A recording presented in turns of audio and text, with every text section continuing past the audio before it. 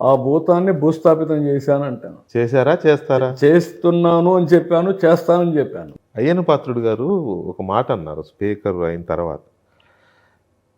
జగన్మోహన్ రెడ్డి అనేవాడు ఓడిపోయాడు కానీ చచ్చిపోలేదు అని. అంటే ఐ మీన్ ఆ రాజకీయంగా అంటే చచ్చిపోలేదు అని. నేనేమంటాను, నేను దాన్ని చచ్చిపోయేది అవన్నీ నేను మాట్లాడను. కానీ రాజకీయంగా ఇలాంటి వ్యక్తులు రాజకీయానికి అర్హత లేని వ్యక్తులు.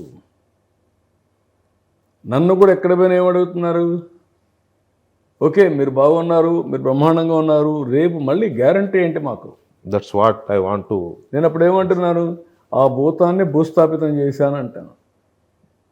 చేశారా? చేస్తారా? చేస్తున్నాను అని చెప్పాను, చేస్తానని చెప్పాను. ఈ 5 ఏళ్లలోనే భూస్థాపితం చేయకపోతే మళ్ళీ బుసలు కొడితే రాష్ట్రం అంతా నాశనం అయిపోతుంది.